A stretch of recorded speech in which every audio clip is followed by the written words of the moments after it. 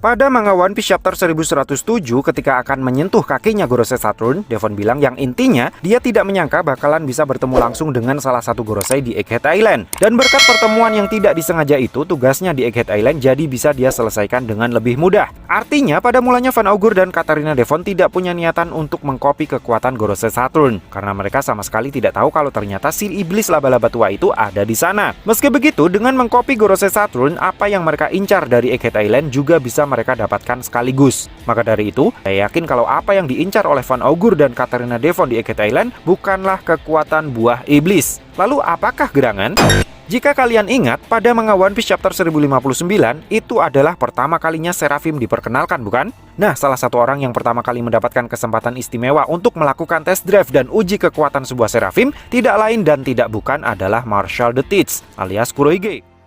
Dalam insiden yang terjadi di Amazon Lily itu, Teach yang sempat berhadapan langsung dengan S-Hawk merasakan sendiri betapa kuatnya manusia buatan ciptaannya Vegapunk itu. Dan memang pada kesempatan tersebut Teach hanya sempat berhadapan langsung dengan S-Hawk. Namun saya menduga di momen setelahnya, entah bagaimana ceritanya, dia juga tahu tentang S-Snake serta kekuatan Mero Mero Nominya. Dan itulah alasan yang sebenarnya kenapa insiden di Amazon Lily bisa berakhir dengan win-win solution. Maksud saya, saat Teach akan mengambil paksa kekuatan buah iblisnya buah Hancock, si Ratu Bajak Laut itu kan sempat bilang kalau meskipun kekuatan buah iblisnya itu bisa Teach ambil secara paksa, tetapi karena kekuatan buah iblisnya itu bersinergi dengan kecantikan dan keseksiannya, dia tidak yakin user Mero Mero Nomi selanjutnya akan bisa mengubah orang menjadi batu sama seperti yang bisa dia lakukan. Dan lagi orang-orang yang sudah terlanjur Hancock ubah menjadi batu juga tidak akan bisa dikembalikan ke kondisi normal oleh selain Hancock, bahkan oleh user Mero Mero Nomi setelahnya sekalipun. Mendengar hal itu, otak cerdas Teach pasti langsung mikir dong, bakalan lebih banyak ruginya daripada untungnya jika dia menghabisi buah Hancock dan mengambil paksa buah iblisnya saat itu. Sehingga ketika Rayleigh datang dan menyuruhnya berhenti, lalu Koby tiba-tiba menawarkan diri untuk menjadi sandera, Kurohige dengan senang hati menerimanya.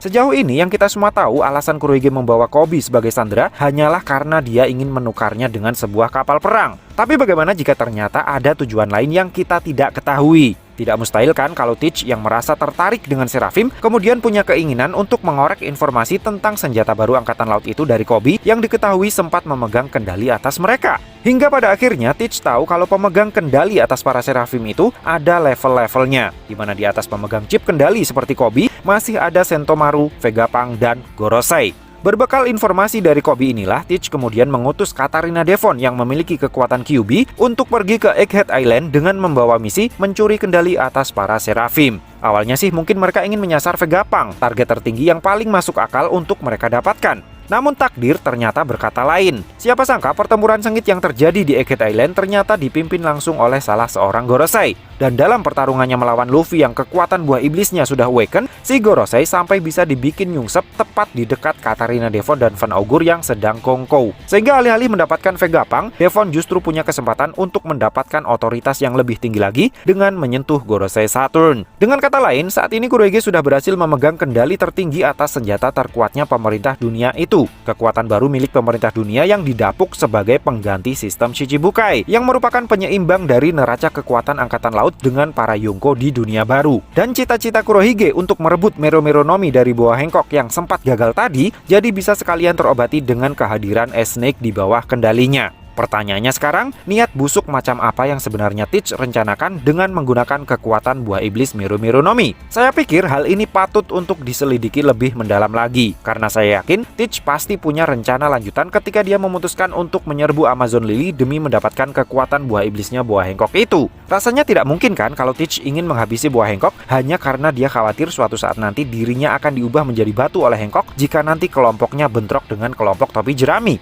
Jadi saya yakin seyakin-yakinnya kalau Teach pasti punya rencana busuk dengan mengeksploitasi kekuatan Mero Mero Nomi. Nah, dalam insiden di Amazon Lily ini kan, mereka yang berubah menjadi batu tidak hanya merupakan korbannya buah Hancock saja, tetapi ada sebagian yang merupakan korbannya S-Snake. Menariknya, sampai detik ini belum sempat dijelaskan apakah korban-korbannya S-Snake itu dikembalikan lagi ke kondisi normalnya oleh S-Snake sendiri atau oleh buah Hancock. Jika ternyata korbannya S-Snake bisa dinetralkan oleh buah Hancock, maka omongannya Hancock di depan Teach bisa jadi hanyalah gertak sambal belaka. Tidak benar jika mereka yang diubah menjadi batu oleh Hancock hanya bisa dikembalikan ke kondisi normal oleh Hancock saja. Dengan fakta ini, maka ada asumsi liar di kepala saya yang mengatakan bahwa ada sosok mengerikan dari masa lalu yang sempat diubah menjadi batu oleh user Mero Meronomi pada masanya yang ingin Teach hidupkan lagi. Dan itulah alasan sebenarnya kenapa Teach ngotot ingin mendapatkan kekuatan Mero Meronomi dari buah Hancock yang kini dia bisa dapatkan versi tiruannya dari Snake. Mungkinkah sosok mengerikan itu adalah Rocks the Cybex? Atau jangan-jangan ada monster lain dari masa lalu yang belum sempat diperkenalkan di dalam cerita?